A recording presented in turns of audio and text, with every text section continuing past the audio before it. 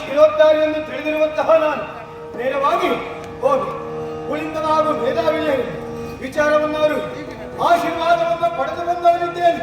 ಅಷ್ಟೇ ಅಲ್ಲ, ಹೋಗಿ ಬಾ ಮಗನೇ ಶುಭವಾಗಿ ಎಂಬಂತಹ ಶುಭಾಶೀರ್ವಾದ ನನ್ನ ಪಾಲಿಗೆ ಲಭಿಸಿದೆ.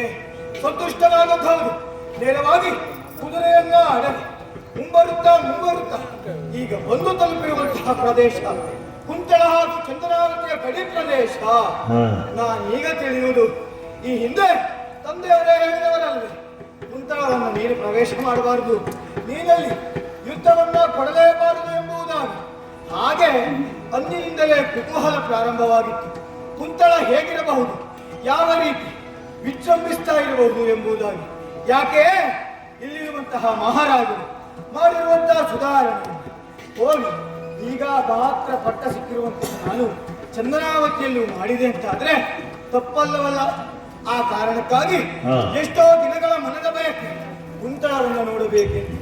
ಈಗ ಸರಿಯಾದಂತಹ ಕ್ಲಪ್ತ ಕಾಲವು ಇದು. ಹಾಗಾಗಿ ಈಗ ನಾನು ನೇರವಾಗಿ ಆ ಸ್ಥಾನವನ್ನು ಪ್ರವೇಶಿಸುವುದಾ? ಇಲ್ಲವೇ ಇಲ್ಲ, ಇನ್ನು ಕೆಲವು ಸಮಯ ಇದ್ದದ್ದು. ಆ ಕಡೆಯಲ್ಲಿ ನೋಡಿದ್ರೆ ಅಪ್ಪಪ್ಪ ನನ್ನನ್ನೇ ಸೆಳೆಯುತ್ತಿರುವಂತಹ ಉಪವನದ ಸೌಂದರ್ಯ.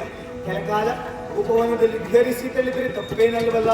ಹಾಗಾಗಿ ಉಪವನದತ್ತ ಚಂದ್ರಹಾಸ